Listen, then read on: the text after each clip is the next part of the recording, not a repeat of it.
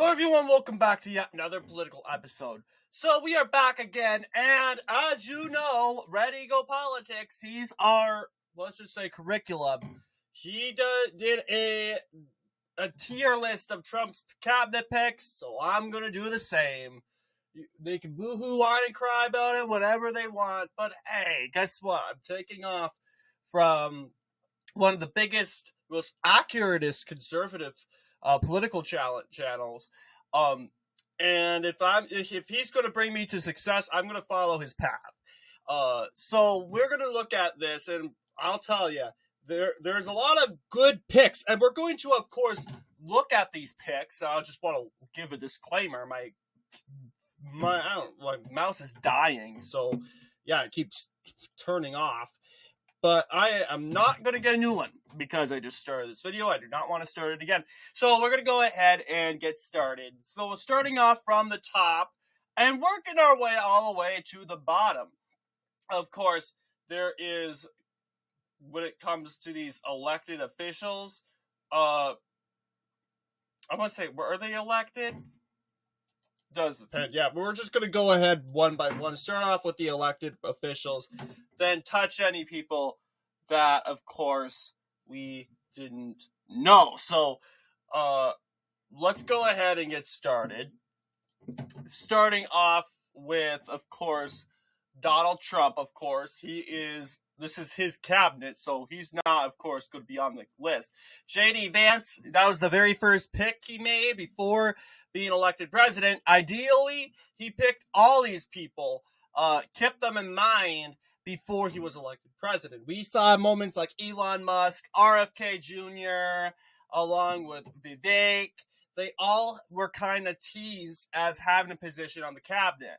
But the fact that did Donald Trump have all of these members, I don't know. But let's go ahead and start off with the first one, JD Vance. Obviously, Vance has proved to be a great pick for Donald Trump. They made fun of Donald Trump for picking Vance for his running mate, and it turns out he was a great pick. He was geographically and politically aligned. It helped get Michiganders and Pennsylvanians relating to the said Trump ticket, being from Ohio, a state that is rival to Michigan and Pennsylvania, and in competition, kind of a friendly rivalry there. He's also a very good speaker. He took out Tim Walz slickly in the vice presidential debate. So obviously, I'm going to say he goes up on the top. He made it happen. He was a great campaigner. He was a former anti-Trumper, which I absolutely have a lot of respect. It takes a lot to be an anti-Trumper and go all the way from being an anti-Trumper all the way to, of course, returning to the Christian faith after declaring and being an atheist. Believe it or not, Vance was indeed an atheist. And I don't know if he was a Republican, though. I have a hard time believing that he was a committed Republican. He must be a big rhino if he was an atheist. But yeah, then he returned to the Christian faith, and that's his claim. And ultimately, the Republican Party, and then ended up liking Donald Trump. And that obviously brought him to the top of his game. So let's take a look. Marco Rubio for Secretary of State. People are skeptical of Marco Rubio. I don't mind Marco Rubio, actually. Marco Rubio has been proved to be loyal. Sure, he's a neocon, but at least he knows how to sit down and take a breath. I mean, let's give this guy some credit. This guy stayed loyal to Trump. He's not like John Bolton and Mike Pence and the establishment pawns that turned on Trump because he didn't make the GOP and the presidency this big war party. Rubio still stayed loyal to Trump. He is in good advice if of course, when things like sort of international things happen. But then again, he is a neocon to a point. He is a part of that establishment. He was elected and went to the, I would say he's in, maybe B. He was in that position as a neocon. In 2012, when he was first elected, expectationally, let's keep in mind, Republican Party was under Mitt Romney during that time. So, yes, he was elected as this establishment Republican. But, of course, he's now he's trying to get cozy with the MAGA base even before Trump was elected. Even in 2016, 2020, he still stayed loyal to him. But sure, he does have some political differences to Trump, especially when it comes to international involvement. And that's why Donald Trump's cabinet is so diverse ideologically. It's so ideologically diverse. And of course, that's a good thing. We want that. Different opinions, different perspectives. So yes, I'm totally fine having a neocon in the cabinet as to help bring some diversity when it comes to some opinions. So obviously, Marco Rubio, whether you like him or not, the Secretary of the Treasury, Scott Bessent, we haven't heard much about him but basically he was the founder of Key Square Group, an economic advisor to Trump's 2024 presidential campaign, the chief investment officer of Soros Fund Management, and the member of the Council on Foreign Relations. And I haven't heard much about this guy. So Scott Bessent, he's been on the Trump ticket. I mean, let's see, is there a picture of him? Scott Bessent. Is this him? I don't know. We'll keep an eye out for Scott Bessent. As of right now, let's jump to Pete Hegseth. Pete Hegseth. They've picked on Pete for a very long time, but I'm going to give him an A because he's a base pick. Now, every candidate on this list has something I don't like about him. For instance, I'm skeptical that I'm going to think Pete Hegseth goes to letter A. Pete Hegseth, I admire his faith and his religious beliefs. He is a man of faith. He's a Christian man, and I absolutely admire that. And he's a fighter, obviously. And that's why the establishment and the leftists, they hate that about him, because he's a Christian man, and of course, he is going to destroy the neocon war machine in Washington.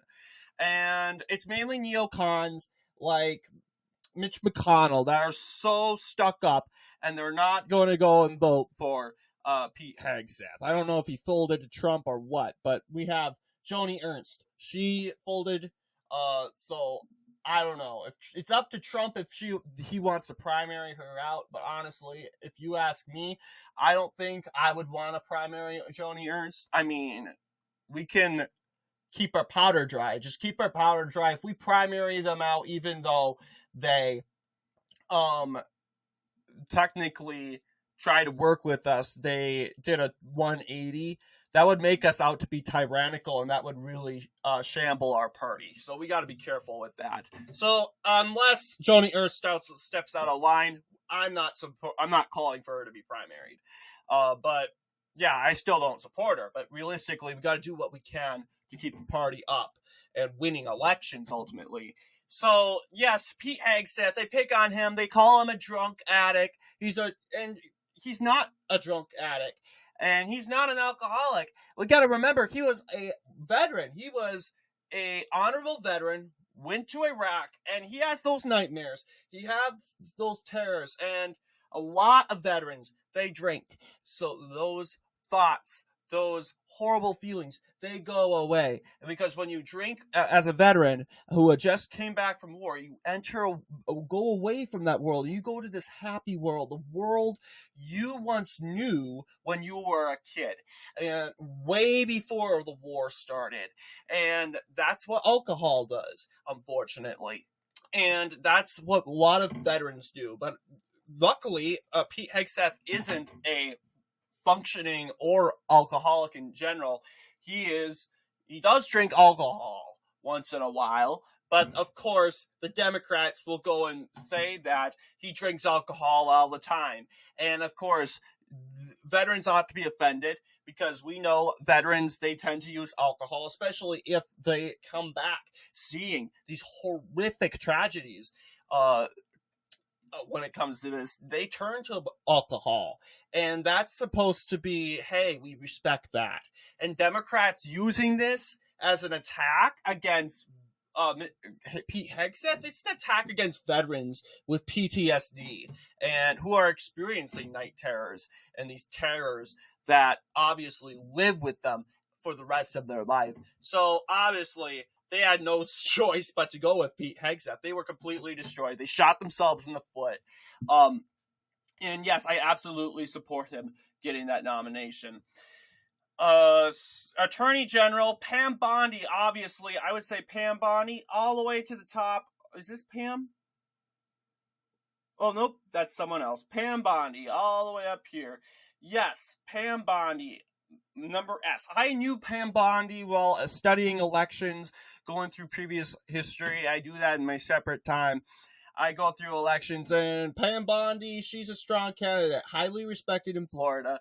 She won the Orlando area when she ran in 2014. Of course, that area is deep blue now. Supposedly, we can win it back. But that's to basically prove how respected she is. Then again, kind of frustrating that Matt Gaetz had to withdraw his name because he was being attacked maliciously by Democrats, mostly because he was going to destroy the pro-war machine. And ultimately, not the pro-war machine, but destroy the Attorney General establishment, the establishment built in the Attorney General's office. But guess what? Pam Bondi, much more stronger candidate. You can't find any trash about her. Everyone loves her, and she's going to basically do the same thing, but she's going to do it even worse. So obviously, I support her. I'm kind of in support of this, creating this Florida establishment in government in Washington. So, we used to have Laura Trump, who is from Florida, heading the GOP, but of course she dropped out, allegedly to seek that Florida seat, and I hope she does. But it would be great to have Trump MAGA Republicans control every branch of Congress and even the GOP. This is the MAGA Republican Party, not the establishment Bush Republican Party. This is the MAGA Republican Party. And the Democrats and the neocons, they can call that an insult or what, but they ought to suck it up. Of course, we have the presidential election candidate, Doug Burgum. Burgum proved to be loyal. He saw the writing on the wall and dropped out of the race. I'm going to put him to number C. He is that kind of boring. He's kind of boring, to be honest with you. Well, actually, I'll put him to number B, letter B. It's just because he has recognition. He's the governor of North Dakota. Despite his personality, it's being kind of dull. I watched the debates. He did not amuse me. Burgum did not convince me. Did, of course, jump off the Trump train. That didn't happen. Wasn't going to happen regardless. But he was not going to tell me who was going to be my number two. He was obviously on the bottom, and he's the reason why he got to debate once. But despite losing so badly in the primaries, not even making it to the primaries, he dropped out and he endorsed Trump on the winning side against Nikki Haley, and he's been a top contender at Trump rallies and in donations. He's a top Trump donor, and he comes from that establishment. But then again, just like although Rubio snuggled with Trump the longest, Burgum just began snuggling up with Trump while he kind of snuggled with Trump in 2020, then kind of stepped away after Biden was inaugurated. But that's, of course, what it's looking like. The Secretary of the Interior, Brooke Rollins, America First Party Institute. She is the president and CEO of America First Policy Institute, director of the Domestic Policy Council, assistant to the president for intergovernmental and technology initiatives. She's also the president and CEO of Texas Public Policy Foundation.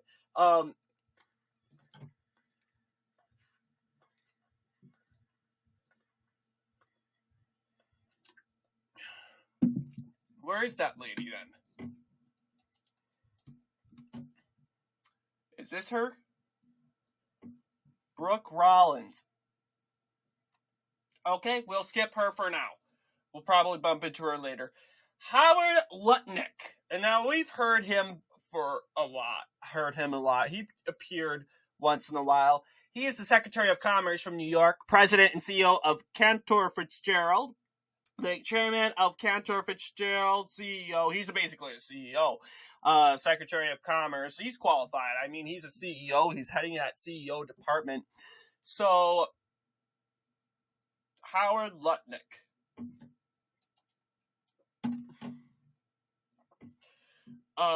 Let's see.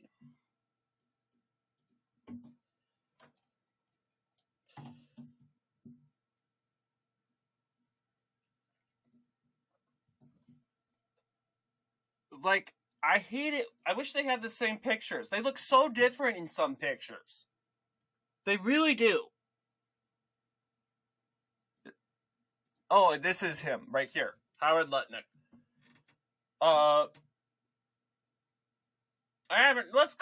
Let's do it for letter C, although he is a good businessman. Oh, look at this. It's Secretary of Labor. She lost her election. Madam Lori Chavez de Remmer. She lost in Oregon's 5th Congressional District. Democrats retook that seat, unfortunately. But good news, she got that seat. She got a position in the Trump cabinet. I was really hoping she would. And that, of course, was the case. And I'm happy for her, in other words. So I'm going to go ahead and probably put her proper letter B. Although some people may be skeptical. Well, then again, Labor... I gotta keep an eye out for that pro-vaccine lady. Because Trump picked someone who is this big pro-vaccine fanatic. So I just need to keep my eyes open. I don't want to accidentally mistake that person for someone. And if you guys see me pick them, just know I do not know that that lady, is a pro-vaccine fanatic and she's kind of woke. Then again, Trump has tried to keep a cabinet open and all. Of course, Robert F. Kennedy Jr., there's some stuff I disagree with him, but I do support Make America Healthy Again. And I think this is what we need to do. Yes, we need to make Americans less fat. I'm dead serious. People boo-hoo, whine, and cry when I say that. But it's the truth. We need to get Americans less fat. You know it's the truth. But if you say it, it's offensive. I think that's so BS and that's so stupid. We always taught our kids to, if it's the truth, you speak the truth. Then it's the truth. Yeah, we cannot let people walk around being fat unless it's a medical condition. Then we are going to have more understanding and sympathy for that. But if you just keep eating and eat all this garbage and this food that you see in gas stations that are just sitting there, like in the Midwest, here in the Midwest, we have Quick Trip, which is a gas station, one of my favorite gas stations, despite literally putting food in front of the lines. They have food everywhere. They're known for their bakery. They're known for their chicken. This is a Wisconsin gas station, by the way, based in the Midwest. Chicken, that's what they're known for. And, of course, their donut, their pastries, their coffee. It's basically a restaurant. They even have some sit-in dining table. Yeah, take a look at what's in that food. Garbage. Pure garbage. And you take a look at Canadian food. Canadian food is less fattening. Okay? Canadian cereal, much healthy. And there's no reason for us to eat the cereal that has these chemicals that make us overweight. And the establishment and the left, they boo-hoo, whine, and cry. They have a reason to, because people, they benefit when we're sick. They benefit when we're ill. They benefit when we're overweight. Because then again, we're paying for health insurance. We're paying, giving them money. RFK Jr. says, no, you're making money out of people being sick and ill. That's not right. And I'm going to change that. And you got the left-wing establishment freaking out. The left doesn't care about you. The left doesn't care about your health. They go, health care for all. No, sick care for all.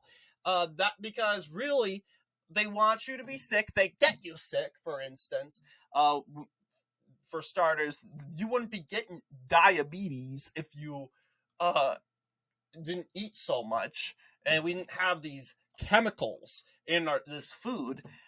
So there you go. We got to keep people from getting sick as much as possible, and that starts with our food. Getting these chemicals out of our food and getting new food, of course, that, of course, is healthy for our kids and ultimately for Americans. Scott Turner, I heard of this guy. He is, of course, okay, this is what my mouse here. The executive director of the White House Opportunity and Relevization Council, Texas State Representative, and an NFL cornerback. He is the Secretary of Housing and Urban Development. Yeah, he's been in the Trump administration for a little bit. He's back in, of course, but this time under Secretary of Housing and Urban Development.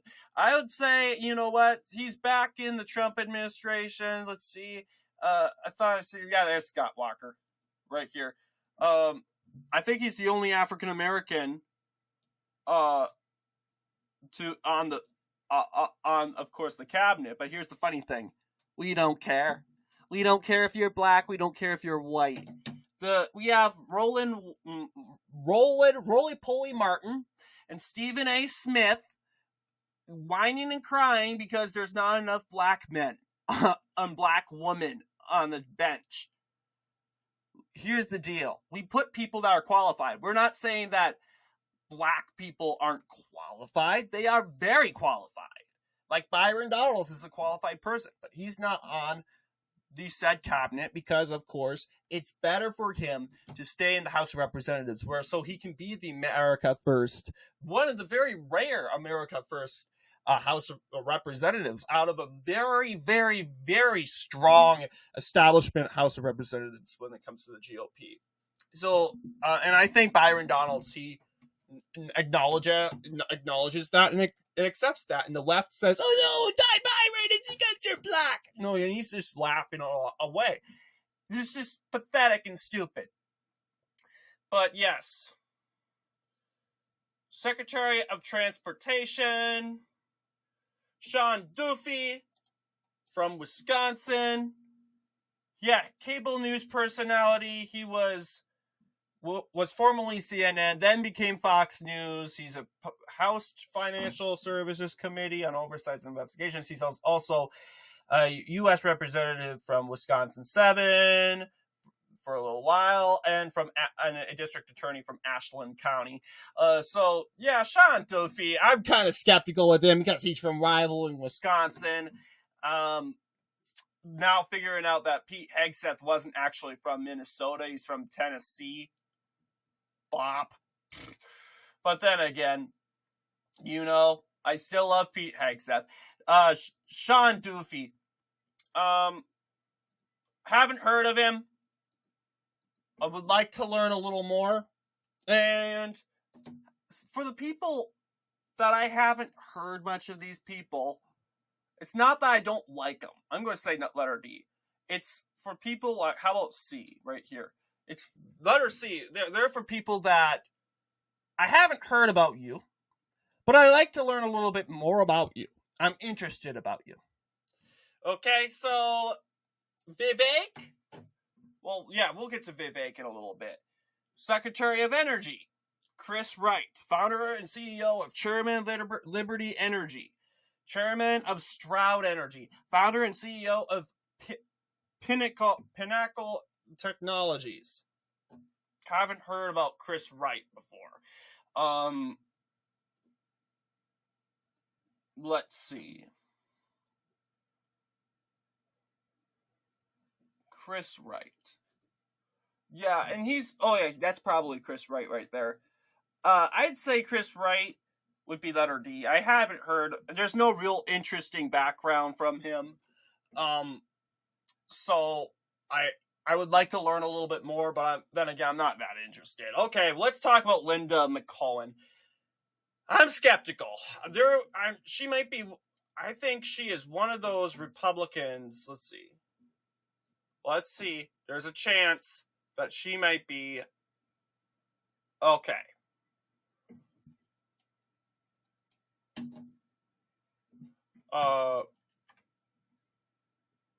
Yeah. I want to know your political position. My mouse. Okay. Yeah, she's a wrestler too. I never knew that. Of course. I want to know your political positions because I thought she was a rhino at first, and she was definitely establishment. So I'm not that confident in her because definitely Republicans, well, I like to call the Weicker Republicans, influenced by Lowell Weicker, the very, very left-wing, progressive Republican in Connecticut during the Nixon era, has influenced the GOP in Connecticut in the last couple, even to the early 2000s, make left-wing Republicans. So there's a possibility that I'm kind of skeptical of. She might be part of that coalition. Of course, let's see about her position on abortion. Yeah.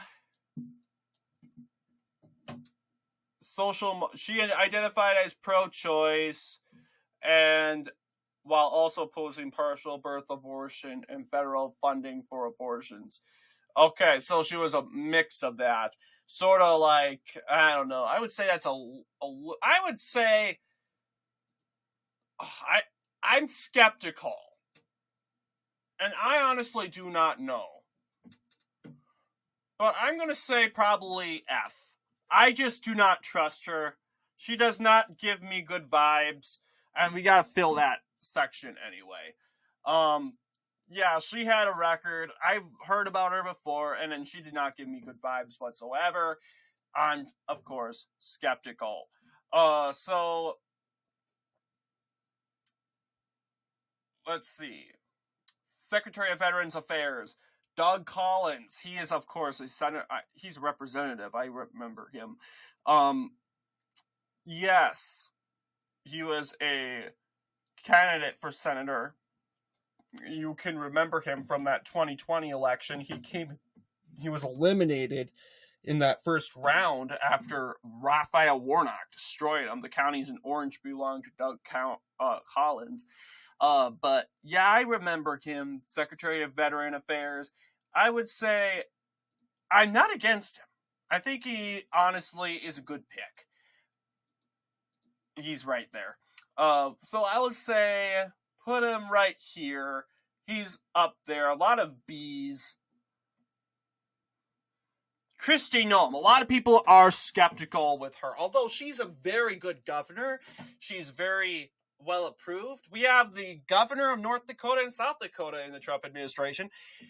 They are, of course, skeptical on her. She's made a lot of goofy decisions, although she has proved to have a big, good track record. I'm going to go ahead and give her the letter B. She's not bad. I've heard a lot of negative things from the MAGA base, but she is very America first. In fact, Lee Zeldin does have a history of being more neocon, if you will. He's claimed, I want to believe in CNN, or it could have been, of course, taken out of context. Lee Zeldin said one time that Trump tweets are dangerous for kids. Now, of course, this could be recent, or this could be a long time ago, or it could be taken out of context. But it apparently looks like Lee Zeldin, a lot of MAGA people end up liking him. But I think he's, for me, in that letter B column.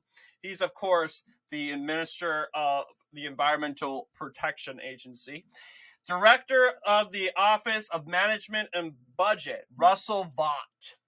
He is the policy director of the Republican National Committee. And yeah, you'll see. Founder and president of the Center for Renewing America, and a lot of different offices. So we'll go ahead. I haven't heard about you. Russell Vaught. Right here. I'll just say letter D. I haven't heard about you. And I'd like to know, and I'm kind of not that interested, to be honest. Okay. Elise Stefanik's a base one, and we'll give her the A on this list. Let's see. Elise Stefanik. Yeah, she's pretty based. She is the U.S. ambassador to the United Nations. Elise Stefanik, very slick, very America first. She is absolutely based, despite aiding George W. Bush, but for about a year. But aiding Bush for about a year didn't really sink into her politics that much. She's pretty America first in other ways. She has a proven track record. MAGA likes her.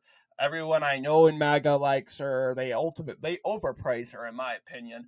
That she was considered as a running mate on that list.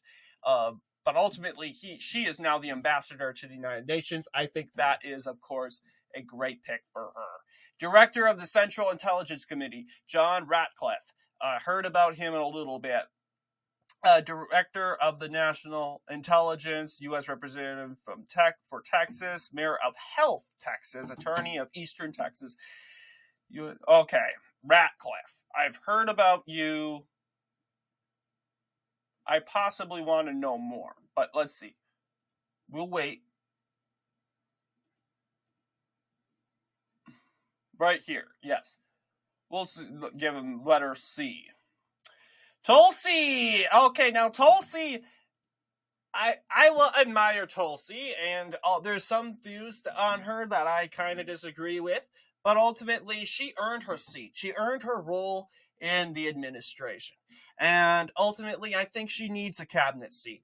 I knew she was formerly a Trump critic, just like Vance, but leaving the Democratic Party and joining the opposing party, that had to be hard. And I'm not going ahead saying, oh, it was easy. Maybe all along, we never know. She was kind of begging for a seat, but you know what? She did her part. She attended rallies, and she very well earned that position. I don't know if this is Tulsi Gabbard. Is this Tulsi? I think it is.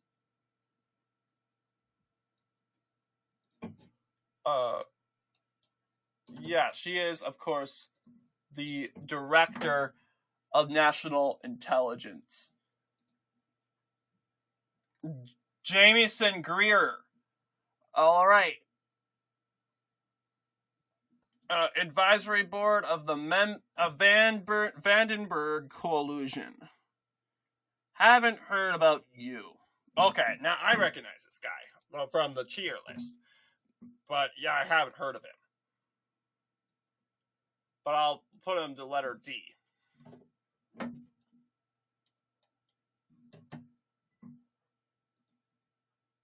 Kelly Loeffler. I think Loeffler, despite losing to Warnock, I like her. She is not a bad candidate. She's proved to be America first. I'll say she's right in letter A. And of course, we got Susie Wiles, who is the co-chair of the Donald Trump's presidential campaign. She is the chief of staff. Never heard of her until now. She's obviously proven to be very strong with Trump's campaigns. So I'll probably say letter B. And otherwise, I'd be like, do I care? Not so much.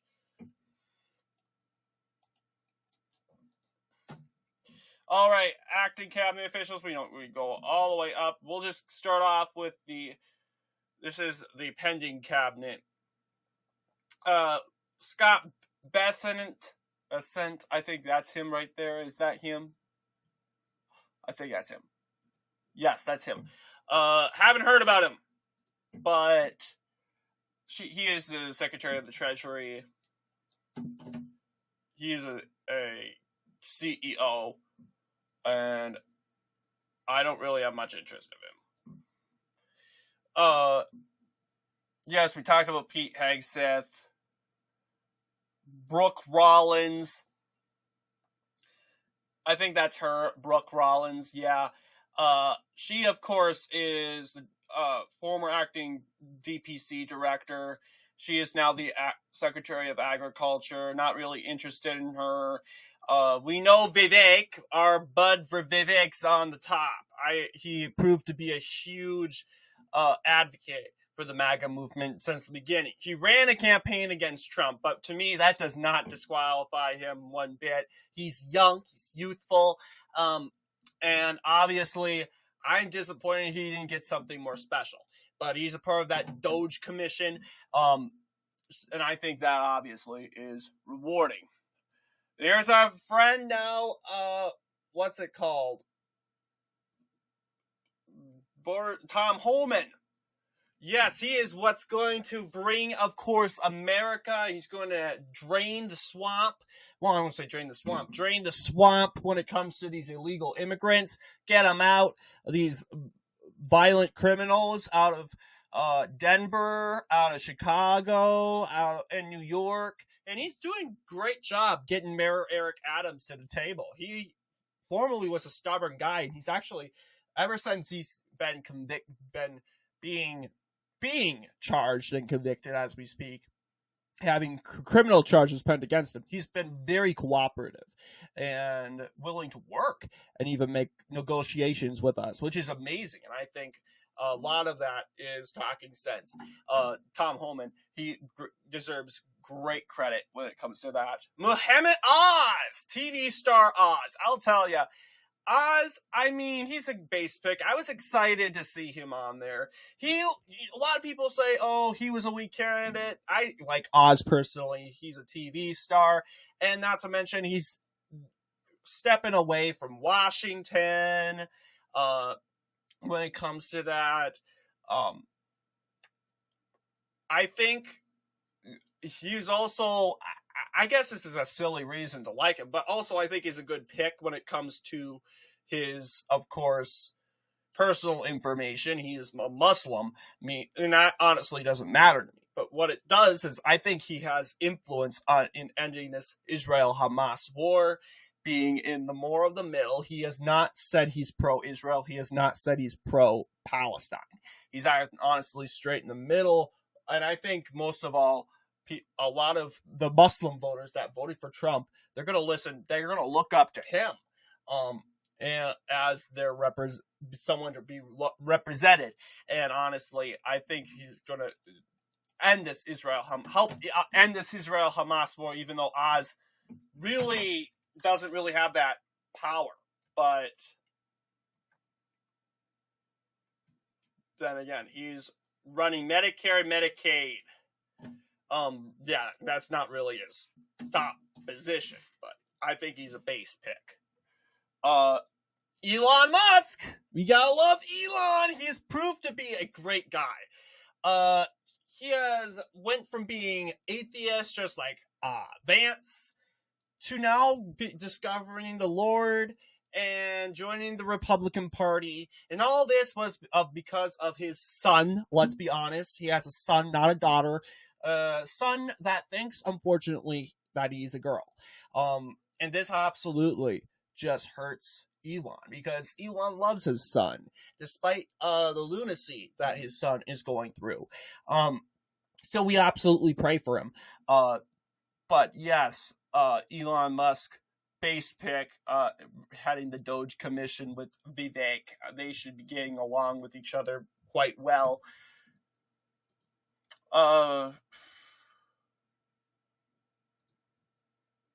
Let's see. We got other lists here.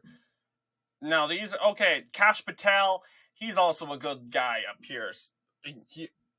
Pretty good. We got a lot of base picks here. We know Kash Patel. And that's another one they're starting to whine and cry about.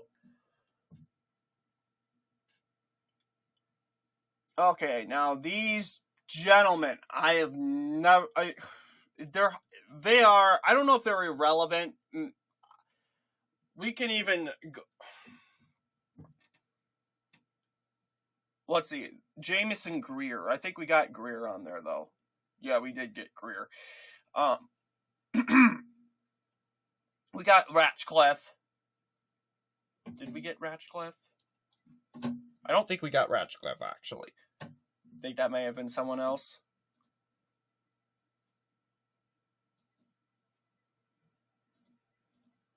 John Ratcliffe. Yeah, he's on there. Never mind. Russell Vought.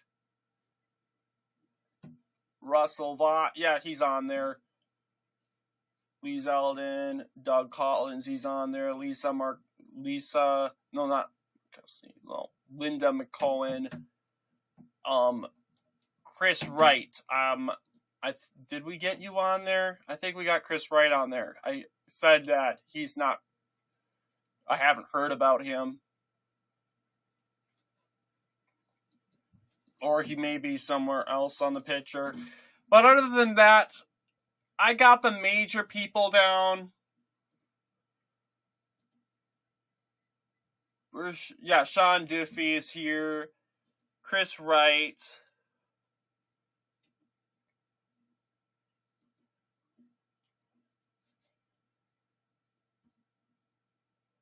Yeah, I'm surprised I don't see him.